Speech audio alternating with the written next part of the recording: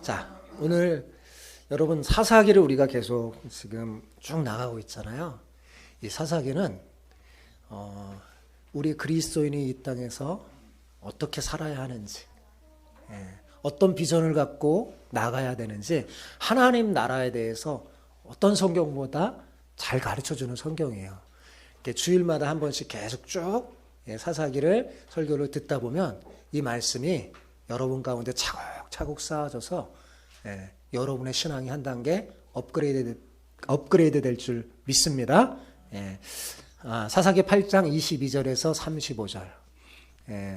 말씀을 읽는 동안에 잘 읽어야지 제 설교가 더 잘 들려요. 그죠? 저랑 같이 교독할 때 잘 기억하면서 내용을, 이게 무슨 얘기인가 한번 내용을 기억하면서 읽었으면 좋겠습니다. 제가 먼저 읽겠어요. 그때 이스라엘 사람들이 기드온에게 이르되 당신이 우리를 미디안의 손에서 구원하셨으니 당신과 당신의 아들과 당신의 손자가 우리를 다스리소서 하는지라.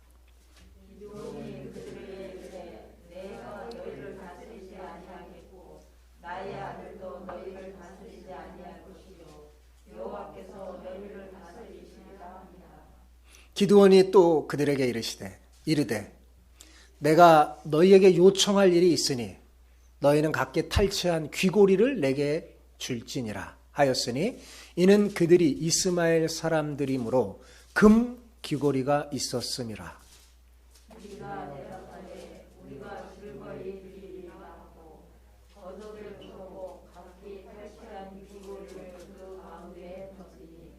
기드온이 요청한 금 귀고리의 무게가 금 1700세겔이요. 그 외에 또 초승달 장식들과 폐물과 미디안 왕들이 입었던 자색 의복과 또 그 외에 그들의 낙타목에 둘렀던 사슬이 있었더라.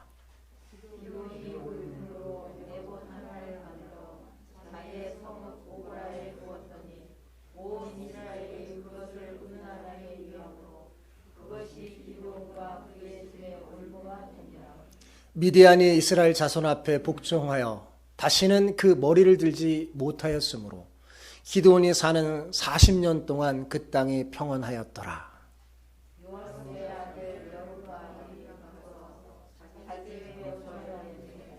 기드온이 아내가 많음으로 그의 몸에서 낳은 아들이 70명이었고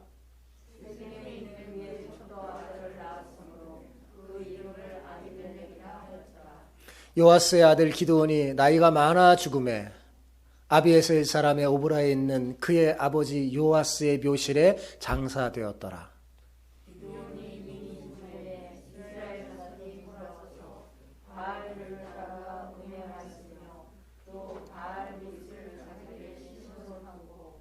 이스라엘 자손이 주위의 모든 원수들의 손에서 자기들을 건져내신 여호와 자기들의 하나님을 기억하지 아니하며 또 여룻바알이라 하는 기드온이 이스라엘에 베푼 모든 은혜를 따라 그의 집을 후대하지도 아니하였더라.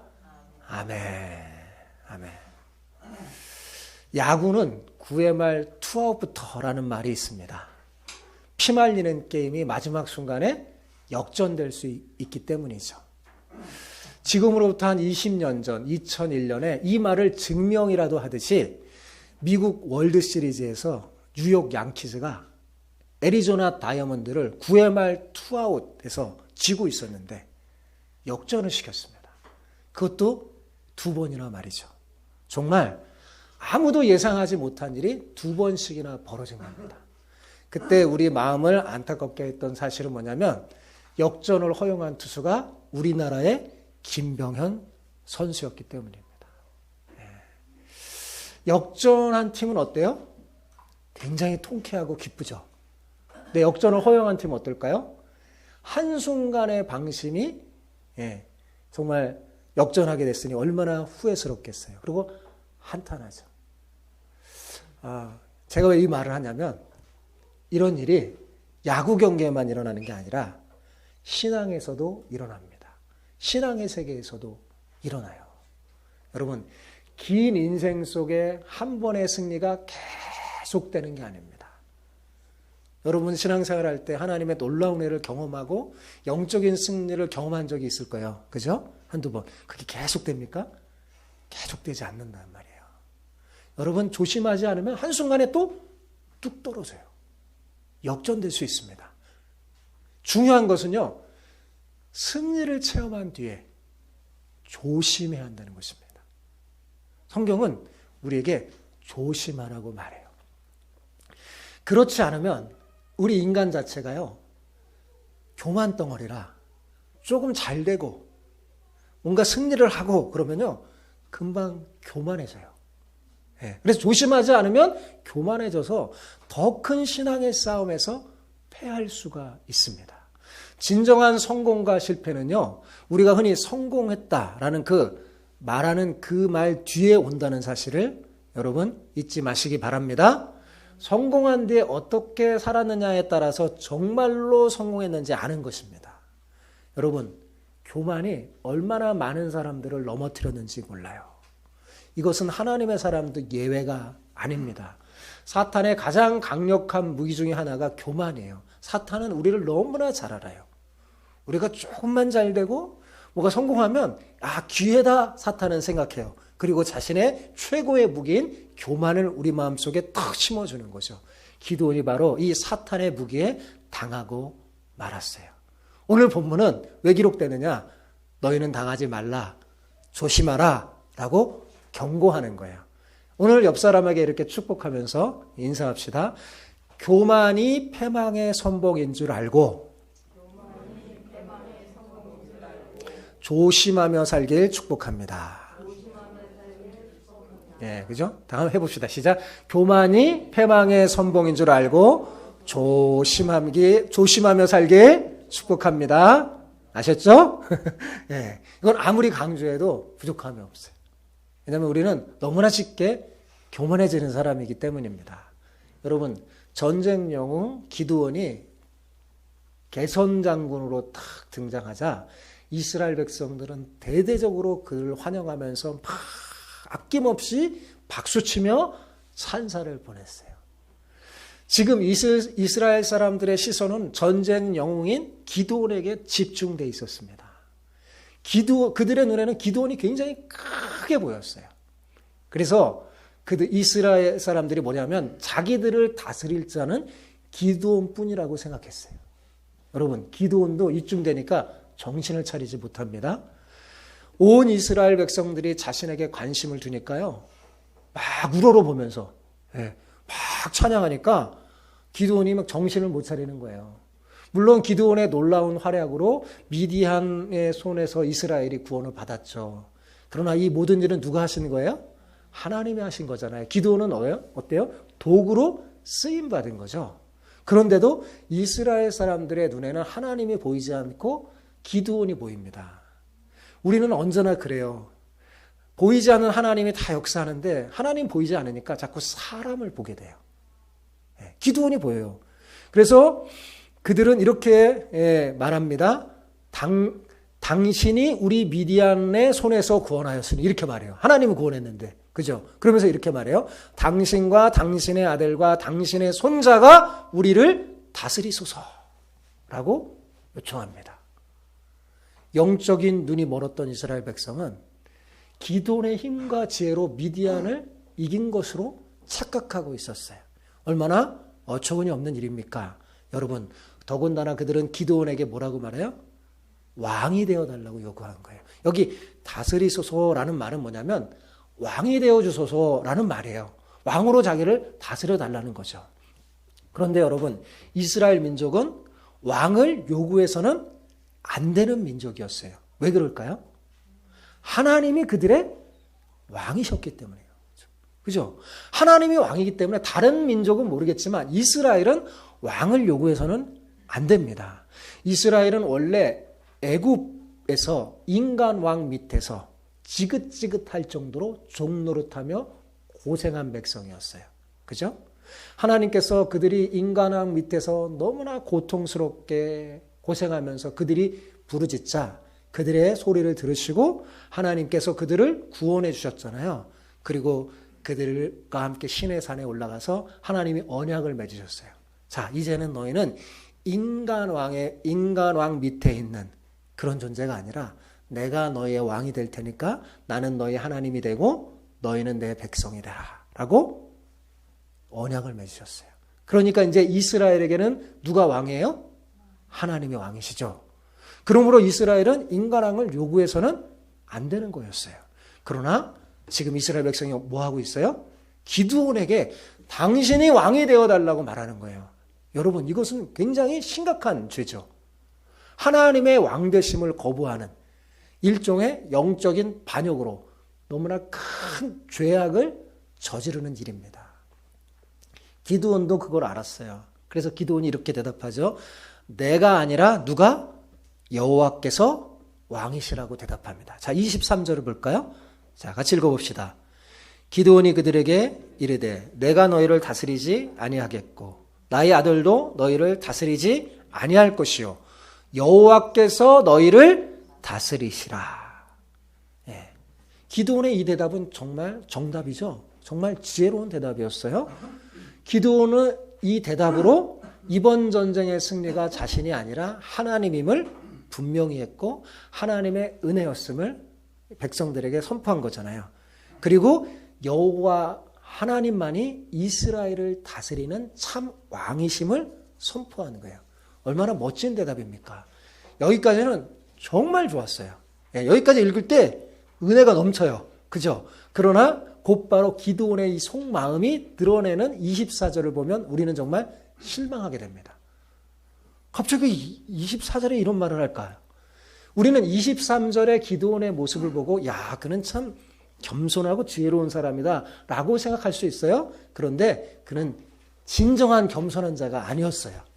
왜냐하면 24절의 모습을 통해 그의 겸손이 잘 포장된 교만이었다는 사실을 발견할 수 있기 때문이죠. 여러분, 겸손하다는 것은요, 자신을 양보하고 겸양을 떠는 게 아닙니다. 자랑할 것이 있지만 자랑하지 않고 뽐낼 것이 있지만 뽐내지 않는 것이 겸손이라고 생각하면 여러분 오산입니다. 내가 뭔가 실력이 있는데 아닌 척하는 게 겸손이 아니에요. 여러분, 성경이 말하는 진정한 겸손은 뭐냐면 내가 아무것도 아님을 알고 모든 인간적인 것을 벗어버리고 오직 주님만 바라보는 거예요. 이게 진짜 겸손이에요. 내 자신을 아는 거죠. 내가 얼마나 부족하고 죄인이며 아무것도 아닌 것을 알고 그래서 하나님 없이는 살 수 없다고 하나님을 붙잡는 사람이 그 사람이 진짜 겸손한 사람이에요. 내가 자랑할 것이 있지만 그것을 자랑하지 않고 속으로 감추는 것은 절대 겸손이 아닙니다. 여러분, 그걸 뭐라고 그런다고요? 잘 포장된 교만이라고 그러는 거예요. 이게 오히려 교만이에요. 자, 기도는 지금 어때요? 큰 성공을 거둔 뒤에 사탄의 큰 함정에 빠지고 말았어요. 얼마나 멋지게 하나님의 큰 용사로 사용됐습니까? 여러분, 근데 기도는 어이없게도 무너져 버렸습니다. 한순간에 무너졌어요. 자신을 왕으로 삼으려는 그 일에는 지혜롭게 거절했던 그가 왜 금 귀걸이에 욕심을 냈는지 저는 진짜 도저히 이해가 안 됩니다. 왜 그랬을까요? 그리고 사사기 기자는 왜 이것을 기록하고 있는 걸까요? 우리에게 경고하는 거예요. 많은 사람들이 이렇게 넘어질 수 있다는 것을 하나님이 아신 거죠. 사람은 정말 연약합니다. 욕심덩어리예요. 지금 왜 사사기의 기자가 이걸 기록했다고요? 우리에게 뭐 하는 거라고요? 경고하는 거라고요. 넘어질까? 조심하라는 거예요. 네. 사사기 기자는 8장에서 사실 두 가지를 경고합니다. 지난번에 시간에 말했죠. 첫 번째, 숫곳과 분해의 사람을 통해서 공동체를 향하여 경고하는 거예요. 말하자면 하나님의 백성이 하나님의 전쟁에 참여하지 않는다면 어떻게 되는지 보여주면서 주의해라. 너희가 어떤 존재인지 잘 알고 행동해라 하면서 영적 전쟁에 하나님의 싸움에 싸우려고 독려하는 그런 경고를 해요. 숫곳과 분유엘 사람은 이스라엘 사람이었잖아요. 그죠? 그런데도 전쟁하지 않아서 어떻게 됐어요? 큰 실패를 경험하고 말았죠. 두 번째는 기드온을 통해서 경고하는 거예요. 그리고 우리 자신들에게 경고하는 거예요. 성공 뒤의 실패를 뭐 하고요? 조심하라고 경고하는 거죠. 자, 기도는 전쟁의 승리가 자신에게 온 것이 아님을 알고서도 그 전쟁의 전리품을 자신이 취함으로 어떻게 하냐면 실질적으로는 그 전쟁의 공로를 자기가 취해버리고 만 거예요. 자, 24절을 볼까요? 같이 읽어봅시다. 기드온이 또 그들에게 이르되 내가 너희에게 요청할 일이 있으니 너희는 각기 탈취한 귀고리를 내게 줄지니라 하였으니 이는 그들이 이스마엘 사람들이므로 금 귀고리가 있었음이라. 제가 이렇게 빨간색으로 한 거는요, 여러분 읽을 때 이것을 잘 이해할 수 있도록 그렇게 기록한 거예요. 자, 기드온은 자기가 왕의 요구를 거부했잖아요. 그러면서 그 대가로 귀고리를 달라고 그래요.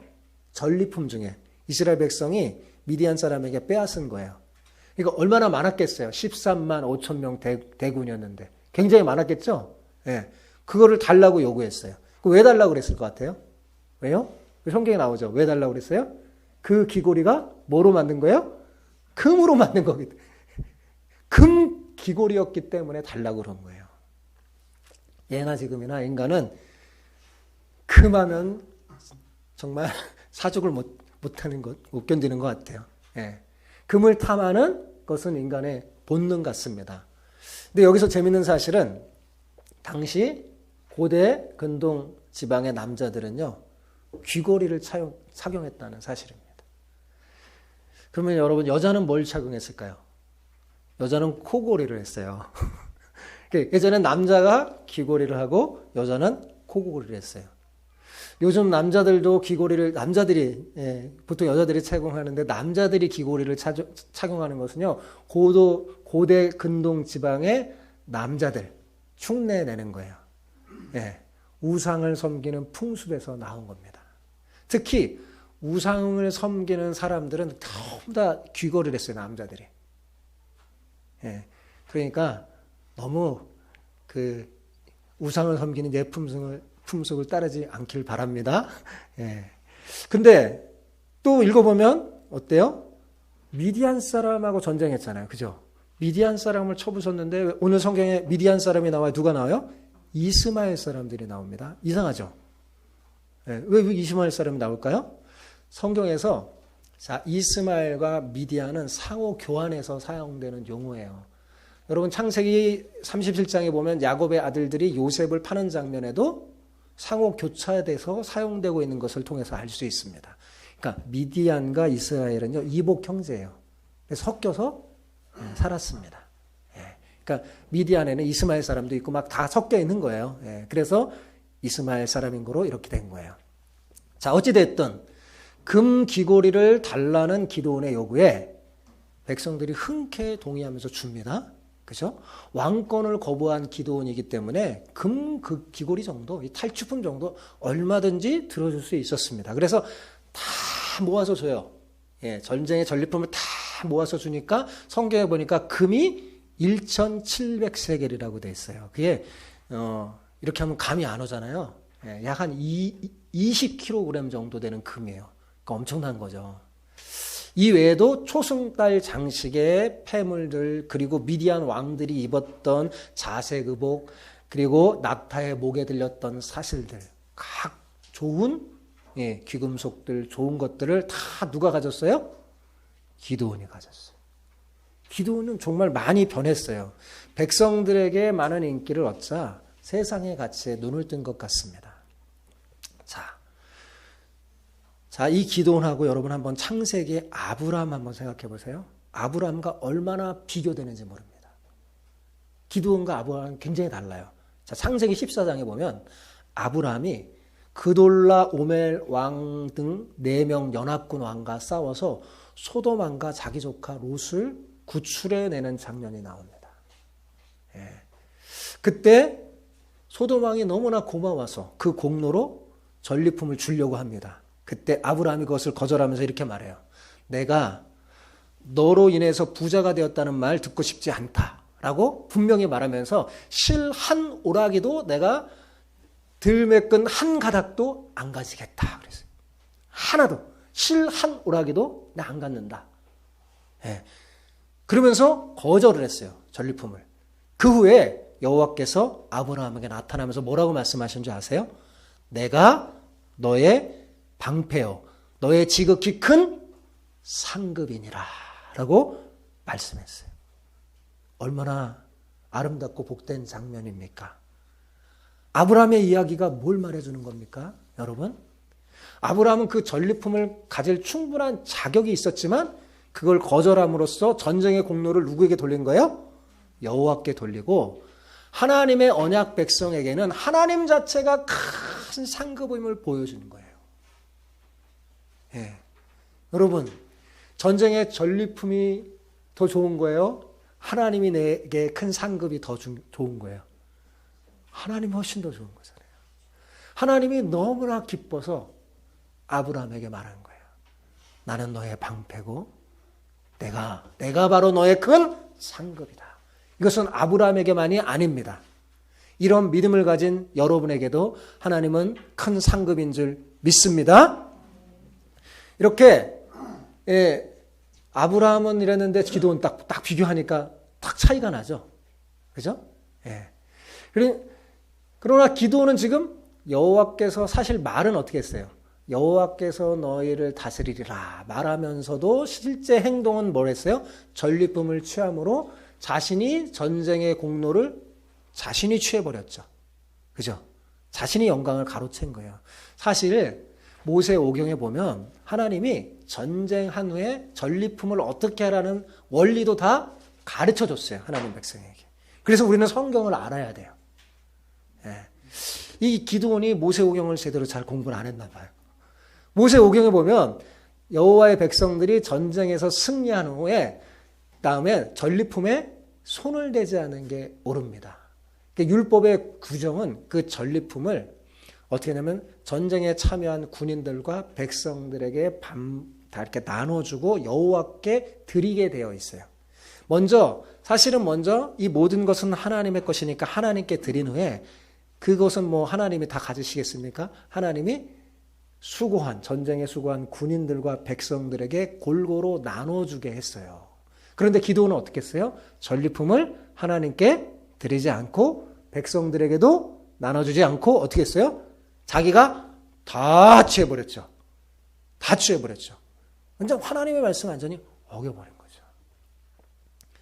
소위 성공했다고 하는 유명한 목사님들이 많이 넘어지는 이유가 여기에 있습니다. 교회를 섬기느라고 많이 수고했던 영적 지도자들이 왜 노년에 이런 문제로 넘어지는지 저는 참 속상합니다. 이것은 다 기드온처럼 말로는 하나님 앞에 영광을 돌린다고 하면서 사실은 공로를 자기에게 돌리고 싶은 마음이 있기 때문에 그런 게 아닐까요? 여러분, 이게 정말 나빠요. 말은 하나님 앞에 영광 돌린다고 말하면서 실제는 안 그런 거. 네. 실제는 자기가 다 취하는 거. 이 땅의 것에 욕심을 가지며 취하는 것. 여러분, 우리는 가치를 분명히 알아야 돼요. 여러분, 그거리를 취할 겁니까? 하나님의 여러분의 상급이 되는 것을 취하겠습니까? 아브라함이 되십시오. 어리석게 기드온처럼 하지 마세요. 두 모델이 다 있잖아요, 성경에. 그죠? 두 모델이 다 있어요. 왜 다 기록됐을까요? 우리에게 선택하라는 거예요. 어리석게 기드온처럼 하면 어떻게 해요? 망합니다. 망합니다. 아브라함처럼 하나님을 붙잡으세요. 하나님이 내게 큰 상급인 거죠. 여러분, 땅의 것에 속아서는 안 됩니다. 정신을 차려야 합니다. 여러분은 하나님 나라의 백성이에요. 그래서 하나님 나라의 백성은요, 가치관을 바꿔버려야 돼요. 이 땅의 가치관이 아니라 하늘의 가치관으로 살아야 되죠. 우리는 기드온처럼 성공한 뒤에 실패할 수 있다는 이 사사기의 목소리를 잘 귀담아 듣고 조심해야 합니다. 하나님 나라 백성은 말뿐만 아니라 처신에서도 모든 영광을 하나님께 돌릴 수 있어야 돼요. 하나님 나라는 말에 있지 않다고 그랬죠. 예. 우리의 행동에 있어요. 삶으로 하나님께 영광을 돌려야 돼요. 먹든지 마시든지 뭘 하든지 하나님께 영광을 돌리는 여러분 되시기 바랍니다. 그래야 실패하지 않고 사탄에게 넘어지지 않아요. 자, 귀고리를 가지고 뭐 합니까? 이 기드온이 금 귀고리를 가지고 녹여서 에봇을 만들어요. 에봇을 만드는데 왜 에봇을 만들까? 가만히 성경을 쫙 읽어보면 그가 왕은 거절했지만 왕처럼 되고 싶었던 거예요. 에봇을 통해서. 자, 27절 같이 읽어볼까요? 같이 읽어봅시다. 시작. 기드온이 그 금으로 에봇 하나를 만들어 자기의 성읍 오브라에 두었더니 온 이스라엘이 그것을 음란하게 위함으로 그것이 기드온과 그의 집에 올무가 되니라. 에봇은 대제사장이 입는 성의예요. 어깨끈이 달린 앞치마와 유사하게 생겼는데 이 허리 밑에 아래 하체를 이렇게 딱 여기서부터 쫙 가리는 거예요. 그리고 중요한 거는 거기에는 하나님의 뜻을 알 수 있는, 하나님의 뜻을 알게 하는 우림과 둠밈이라는 흉패가 달려 있어요. 그러니까 대제사장이 그걸 입고 하나님 앞에 가서 묻는 거죠. 어떻게 해야 될지. 그럴 때 하나님께서 하나님의 뜻을 가르쳐 주는 거예요. 여러분, 그런데 기드온이 만든 에봇은 진짜와 조금 달랐어요. 그죠? 에봇은 원래 정교한 실로 만든 겁니다. 실로. 그런데 기드온은 에봇을 뭘로 만들었어요? 금으로 만들었죠. 고대 근동 지방에서의 금 옷은요, 신들의 옷을 상징하는 겁니다. 이게 이 기드온이 원래 어떤 습관이 있었어요? 우상을 섬겼었죠. 그죠? 자기 아버지가 우상을 섬겼었잖아요. 그게 어려서부터 이게 스며든 것 같아요. 그래서 우상들은 금옷을 입었거든요. 그러니까 하나님도 아니까 이제 에봇 아니까 금으로 만드는 거예요. 더 좋아 보였죠. 그래서 이스라엘 백성들이 에봇을 음란하게 섬겼다고 한 거예요. 여기서 음란하게 위했다는 건 뭐냐? 우상처럼 섬겼다는 거예요. 전에 기드온은 성령의 옷을 입었습니다. 그죠? 그러나 지금은 그 옷을 금 에봇과 바꿔버렸어요. 그죠? 자, 그리고 에봇을 만든 다음에도 그것을 가져다가 하나님의 성전에 둬서 기념으로 삼은 게 아니에요. 그래도 잘못된 거지만 그것도 아니에요. 뭐 했어요? 오히려 자기 성읍, 자기가 사는 곳에 뒀어요. 왜 기드온이 에봇을 자기가 사는 성읍에 뒀을까요? 그럼 어떻게 될까요? 사람들이 이 에봇을 통해서 막 몰려올 때 자기가 중심이 되잖아요. 그래서 자기가 그걸 만들었잖아요. 왕처럼 백성 위에 군림하기 위한 마음이 있었던 겁니다. 대제사장만이 입어야 할 에봇을요, 제사장도 아닌 자신이 입어서 경거망동하게 한 거죠. 더욱 심각한 것은 이스라엘 백성들이 이 에봇을 우상으로 섬기게 된 거죠. 원래 여룻바알이었는데 우상을 파괴하는 자였는데 지금 어떻게 됐어요? 돈에 취해버리니까 다시 백성들을 우상으로 섬기는 사람으로 만들고 말아버렸어요. 일순간이에요. 이렇게 정신 차리지 못하면요. 자, 여러분, 기드온이 성령의 옷을 입었을 때는 어땠습니까? 승리했죠. 그죠? 아무리 적이 대단해도 승리했어요. 그런데 스스로 금 에봇을 지어 입자 어떻게 됐습니까? 망해버리고 말았어요. 그죠? 그는 왕처럼 많은 아내를 두고 자식도 많이 가졌지만 그가 품었던 욕심으로 한순간에 다 몰락해버립니다. 에봇은 성경에 뭐라고? 올무라고 그랬어요. 올무. 여러분 올무 압니까? 올무는 새를 잡는 미끼를 말합니다. 그죠? 처음에는 매혹적으로 보이지만 결국은 파멸로 이끄는 것이 올무예요. 그죠? 좋게 짐승의 입장에서 좋아 보이는 거죠. 근데 딱 잡으면 그냥 완전히 죽는 거잖아요. 사사기 기자는 27절에 이렇게 말하죠. 온 이스라엘이 에봇을 음란하게 위함으로 이것이 기드온과 그 집에 뭐가 되었다? 올무가 되었다. 이렇게 말합니다. 그렇다면 이것이 어떻게 기드온과 그 집에 올무가 되었을까요? 다음번에 제가 살피겠지만 9장에 보면 나오는데 에봇이 기드온의 집에 어떻게 올무가 되는지 자세히 나옵니다. 에봇은 기드온 가족의 아주 유혹거리가 돼요. 세겜 출신의 첩도도요. 아내도 많이 두는데 참 왕처럼 사는 거예요. 왕들이 그러잖아요. 많은 예쁜 여자는 다 자기 아내 삼잖아요. 기드온이 그러고 있는 거예요. 그래서 첩이 낳은 아들이 있는데 아들 이름을 아비멜렉이라고 짓습니다.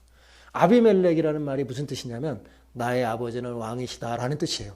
여러분 생각해 보세요. 자기 아들 짓는데 아들 이름이 나의 아버지는 왕이시다. 그러면 자기 뭐예요? 무슨 말이에요, 여러분? 자기가 왕이라는 거잖아요. 그러니까 이름을 통해서도 여러분 기도원이 얼마나 왕이 되고 싶은지 말로는 어때요? 하나님이 왕이십니다. 이렇게 하는 거예요. 그러니까 더 나빠요. 제가 보기에 더 나빠요. 여호와가 다스린다 한다면 실제로는 뭐예요? 자기가 왕이 되고 싶은 거예요. 막 아들 이름도 그렇게 짓는 거예요. 그러니까 자 아들도 보세요. 자 이 아들 입장에서 나의 자신의 아버지가 왕이니까 자기도 뭐예요? 왕이 될 수 있는 거잖아요. 그죠? 아버지의 지도력의 상징인 에봇 안에는요 왕권의 개념이 들어가 있어서요 기드온의 가족들은요 유혹에 빠집니다. 그래서 아비멜렉이 유혹에 빠져서 어떻게 하냐면 자기가 왕이 되려면 자식들이 지금 형제가 몇 명이야? 70명이잖아요. 다 죽여버려요. 아비멜렉이 모조리 죽이고 스스로 왕이 됩니다. 이 9장에 나와요. 다음번에 설교해 드릴게요. 이렇게 돼서 기드온의 아들들 70명 비참하게 다 죽습니다. 그러니 이것이 올무가 아니고 뭐겠어요? 그죠? 완전 올무죠. 다 가고 다 잡고 기드온 집안이 푹싹 망해버리잖아요. 자, 이렇게 기드온 집의 올무가 될 에봇은 기드온뿐만 아니라 기드온 자식들에게 가족 모두에게 올무가 됩니다. 자, 재미있는 것은 여러분 이제 사사기를 읽을 때 제가 성경의 구조에 대해서 알려드렸잖아요. 보면 계속 똑같은 패턴으로 나아가다가 그 패턴이 달라지는 게 있어요. 오늘 본문이 그래요. 자, 29절에서 32절은 이것을 암시해 주는데 본문의 마지막 이 뒷부분에 있는 29절에서 32절은 기드온에게 뭐 여러 아들이 있다는 것을 기록하고 있죠. 아내도 많고. 그런데 여러분 중요한 것은 뭐냐면 28절에 사실은 앞에 사사기의 내용처럼 됐다면 28절로 끝나야 돼요. 그죠? 28절처럼 사사기 2의 문학적 마감 형식은 이렇게 사사가 이스라엘을 구원한 다음에 몇 년간 평안하였더라 하고 맞춰요. 지금까지 다 그랬죠. 다 맞췄어요. 자, 28절에 그렇게 기록되어 있어요. 그런데 그걸로 끝나지 않죠. 다시 29절부터 이야기가 시작됩니다. 형식이 좀 달라진 거죠. 기드온의 아들들과 그의 죽음에 관해서 비교적 자세한 설명이 부록처럼 뒤따라 나옵니다. 이것이 앞의 사사기와 다른 점이에요. 여기 하나님의 메시지가 있는 거예요. 자, 29절에서 31절 같이 읽어볼까요? 요아스의 아들 여룹발이 돌아가서 자기 집에 거하였는데 기드온이 아내가 많음으로 몸에서 낳은 아들이 70인이었고 세겜에 있는 첩도 아들을 낳았으므로 그의 이름을 아비멜렉이라 하였더라. 많은 사람들이 기드온이 사는 오브라로 막 몰려와서 에봇을 우상으로 섬기자 기드온은 점차 교만해지기 시작합니다. 많은 사람이 자기 중심으로 에봇을 섬기자 자신이 대단하게 보이는 거예요. 그는 왕권을 거부했지만 실질적으로 왕처럼 살았습니다. 무엇보다 달라진 것은 기드온의 사생활이에요. 그는 당시 가나안 왕의 패턴을 따라서 많은 아내와 첩을 둬서 무려 자식을 70명이나 낳았어요. 보통 이스라엘 사람들이 이렇게 사는 게 아니에요. 당시 왕들이나 이렇게 사는 거예요. 가나안 왕들. 따라한 거예요. 이것은 그가 얼마나 문란한 생활에 빠졌는지 보여주는 거죠. 그 말년에 돈과 쾌락에 빠져서 여호와를 섬기는 거룩한 백성의 모습을 완전히 상실해버린 거예요. 기드온이. 여러분, 하나님의 사람이 세상의 돈과 쾌락에 빠지면요. 한순간에 무너진다는 사실을 기억하길 바랍니다. 성경은 무엇보다도 하나님보다 더 위하는 세상의 것을 우상이라고 말하면서요. 이것을 음행이라는 성적인 용어로 표현해요. 왜냐하면 하나님과 우리는 마치 부부 관계처럼 그렇게 영적으로 결합됐기 때문에 하나님 외에 다른 것을 더 사랑하는 것은 마치 부부가 바람 피는 것과 똑같은 그런 표현으로 쓴 거예요. 자, 본문에서도 이스라엘 백성들이 기드온의 에봇과 바알을 음란하게 위한다고 이렇게 표현했죠. 여러분 부부에게 최대의 배신 행위가 뭡니까? 간통이잖아요. 그죠? 다른 모든 것들은 용서해줘도 이 간음만은 용서해 줄 수 없잖아요. 그죠? 그런데 여러분 하나님을 배신하고 세상과 간통하는 그리스도인이 얼마나 많은지 모릅니다. 그래서 야고보 사도는 이렇게 경고했어요. 간음하는 여자들이요. 간음한 이게 뭐냐면 하나님을 믿는데 다른 것을 더 사랑하고 우상을 섬기는 사람을 말하는, 이렇게 표현한 거예요. 가늠하는 여인들이요. 어떻게 해요? 세상과 벗된 것이 하나님의 원수임을 알지 못하느냐. 그런즉 누구든지 세상과 벗이 되고자 하는 자는 스스로 하나님과 원수되게 하는 것이니라고 경고했어요. 여러분 정신을 차려야 돼요. 우리는 정말 하나님이 나의 큰 상급임을 잊어버리지 마시기 바랍니다. 기도는 이렇게 성공했다가 조심하지 못해서 교만해져 넘어지자. 그리고 그렇게 살다가 죽습니다. 성경에 죽은 다음에 사람들의 태도가 돌변해요. 기도원을 대하는 태도가 돌변해요. 세상은 원래 그렇습니다. 자, 33절 34절을 같이 읽어봅시다. 시작. 기드온이 이미 죽음에 이스라엘 자손이 돌아서서 바알들을 따라 음행하였으며 또 바알브릿을 자신들의 신으로 삼고 이스라엘 자손이 주위의 모든 원수들의 손에서 자신들을 건져내신 여호와 자기들의 하나님을 기억하지 아니하며. 이스라엘 백성들이 어떻게 했다고요? 우상을 섬기며 자기들의 하나님 여호와를 기억하지 않았대요. 기드온이 죽는 날을 기다렸다는 듯이 이스라엘 사람들은 그의 죽음과 동시에 누구를 떠났어요? 하나님을 떠나버렸습니다. 하나님의 은혜로 여태껏 자유롭고 평화를 누렸지만 그것이 주님의 사랑인 것을 깨닫지 못한 결과였죠. 이스라엘 사람들은 자신의 신앙을 지키고 누릴 만한 성숙한 단계에 이르지 못했어요. 그저 기드온에게 의존했죠. 그러니까 기드온이 신앙이 흔들려 버리니까 이스라엘 백성도 어때요? 같이 망하는 거죠. 같이 흔들려 버리고 말았어요. 기드온이 죽자 맥없이 그들의 신앙도 다 떨어졌어요. 이것의 가장 큰 영향이 뭘까요? 에봇의 영향이었어요. 기드온이 만든 금 에봇. 여러분 하나님의 크신 은혜로 미디안의 손에서 구원받았다면 기드온이 뭘 해야 될까요? 이스라엘 백성의 신앙을 재건해야 되지 않겠어요? 그죠? 그래서 전쟁의 전리품은 어떻게 해야 될까요? 성경대로 하는 거죠. 모세 오경에서 가르쳐줬잖아요. 먼저 하나님께 영광 돌리고 감사 예배를 드리면서 이 모든 게 하나님의 영광이었다. 하나님과 다 드린 다음에 그 후에 수고한 군사들에게 나눠주고 어려운 헐벗은 백성들에게 골고루 나눠줘야 합니다. 그래야지 이스라엘 백성들이 이 전쟁은 하나님께서 하신 것이구나. 하나님께서 이기게 하신구나 하면서 영광을 돌리지 않겠습니까? 그렇게 했어야 했어요. 그리고 흩어져 있는 레위 사람들, 그래서 제사장 역할을 제대로 하지 못한 레위 사람들을 찾아서 제사장을 세우고 여호와의 신앙을 회복하는데 기드온이 여생을 바쳤어야 했습니다. 만약 기드온이 그랬다면 성경이 다시 쓰여졌을 겁니다. 그리고 사사기 역사에서 기드온은 가장 뛰어난 최고의 사사로 기록되었을 거예요. 그런데 한순간에 그걸 다 잃어버렸어요. 기드온은 세상이 주는 명예와 돈에 눈이 멀어서 자신이 이룬 신앙의 업적을 한순간에 무너뜨리는 정말 불쌍한 사람이 되고 말았습니다. 자, 35절을 보세요. 또 여룹바알이라 하는 기드온이 이스라엘에 베푼 모든 은혜를 따라 그의 집을 후대하지도 아니하였더라. 자, 기드온이 살아있을 때 이스라엘 사람들은 막 기드온을 존경하고, 그죠? 왕이 되어달라고 하고 막 그랬잖아요. 그래서 기드온에게 속한 사람들은 기드온과 더불어 많은 후광을 누리면서 살았어요. 근데 기드온이 죽자 어떻게 돼요? 상황이 완전 달라지죠. 야, 우리 민족을 구원했다. 당신들이 우리를 다스려야 된다. 막 그렇게 칭송했던 사람들이요. 한순간에 그냥 딱 등을 확 돌리죠. 입 싹 닫고 나몰라라 합니다. 이게 세상이라니까요. 이런 돌변한 인심의 기드온 이 자식들과 집안은 어땠을까요? 야, 저들이 어떻게 저럴 수 있을까? 내가 얼마나 잘해줬는데 이랬을 텐데 그 배반감과 허탈감에 치를 떨었을 텐데 사실은 그럴 게 아니라 이럴 때 기드온의 자식들과 집안이 어떻게 해요? 잘못을 알고 회개했으면 또 달라지는 거예요. 그죠? 실수를 인정하고 되돌아보면 됐어요.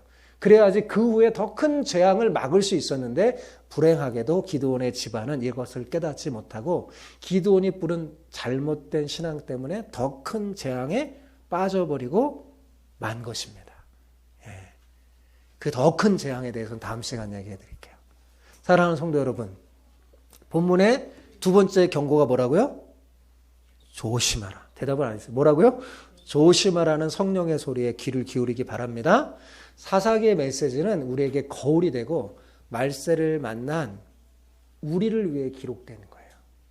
여러분, 참된 왕이요 사사는 여호와 한 분뿐임을 잊지 마시기 바랍니다.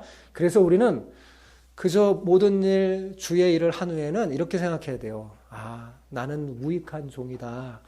내가 해야 할 일을 한 것뿐이다. 라면서 영광은 하나님 앞에 돌리는 여러분 되시기 바랍니다. 자꾸 내 자신의 이성과 내 생각들, 이 세상의 가치관이 여러분을 지배하게 내버려 두지 마세요.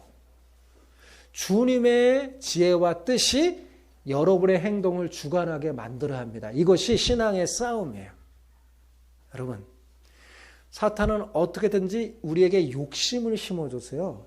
육체의 욕심을 따라 마음껏 원하는 삶을 살도록 부추깁니다. 예, 유혹해요. 우리가 좀 잘하면 교만하게 만들어버려요. 예, 그리고 세상의 것에 취하게 만들죠. 심지어 예수님에게도 그랬잖아요. 그죠? 예수님이 금식하실 때 세상 영광 보여주면서 막 그러잖아요. 예수님에게도 그런 사탄이 막 우리에게는 얼마나 그러겠어요. 그때 여러분 기억하세요. 아브라함을 기억하세요. 누구를요? 아브라함이 했던 모습, 모델이에요. 아브라함. 예? 소돔왕이 막 취하려고 하니까 막 거절하고. 하나님만이 나의 큰 상급이라는 사실을. 여러분, 하나님을 선택하시기 바랍니다. 예. 그래야지 우리의 육체의 욕심을 따라 살아가는 그 망하는 길을 가지 않게 됩니다. 여러분 자신을 왜 에봇을 만들지 마세요. 여러분은 이미 성령의 옷을 입은 사람들이에요. 그보다 더 좋은 옷이 어디 있어요? 우리는 그리스도로 옷 입은 사람들이에요. 그죠? 그런데 자꾸 세상에 더 좋아 보이는 옷으로 갈아입지 마세요. 망하는 길입니다. 그게 아무리 금으로 만들었다도. 여러분, 그거 입는 순간에 망하는 거예요. 여러분, 좋은 것도 올무가 될 수 있다는 것을 명심하시기 바랍니다. 처음에는 좋은 대학, 좋은 직장, 좋은 배우자를 주셔서 감사하다고 하나님 말하지만 이것이 하나님과 살아있는 교제를 막는다면 여러분 올무가 될 수도 있어요. 예, 올무가 될 수도 있어요. 예수님이 이 가족 안에 원수가 있다는 말은 다시 그 가족의 원수라는 말이 아니에요. 그런 말이 아니라 하나님보다 그것을 마치 올무처럼 에봇처럼 위함으로. 여러분 자식을 위해서 끔찍한 범죄를 저지르는 사람도 있잖아요. 그죠? 이게 우상이 돼 에봇이 돼버리면 사람이 이상한 행동을 해버립니다. 여러분 처음에 은혜의 표징도요 올무가 될 수 있어요. 은혜의 표징도. 여러분 하나님이 왕이 되는 것에 방해하는 모든 요소는 그게 어떤 것이라도 다 올무가 될 수 있습니다. 여러분의 올무는 무엇입니까? 여러분 만약에 내게 있다면 빨리 던져버려야 돼요. 던져버려야 돼요. 우리도 자신도 모르게 기드온처럼 혹시 금 에봇을 내 중심으로 탁 세우고 있지는 않는가. 여러분 그것은 올무입니다. 사탄의 올무예요. 빨리 벗어버리기 바랍니다. 사랑하는 성도 여러분, 오직 하나님만이 나의 왕되심을 고백하며 기드온과 같은 실수를 범하지 않도록 조심하시기 바랍니다. 금과 세상의 가치가 아무리 커 보여도요, 주님만이 나의 진정한 가치임을 기억하고 오직 하나님의 주권을 인정하고 삶으로 하나님의 왕됨을 고백하는 여러분이 되시기 바랍니다. 그러면 하나님께서 아브라함에게 찾아왔듯이 여러분에게 찾아와서 이렇게 말할 거예요. 내가 너의 방패요. 내가 너의 큰 상급이니라. 이런 은혜가 여러분에게 있기를 주의 이름으로 축원합니다.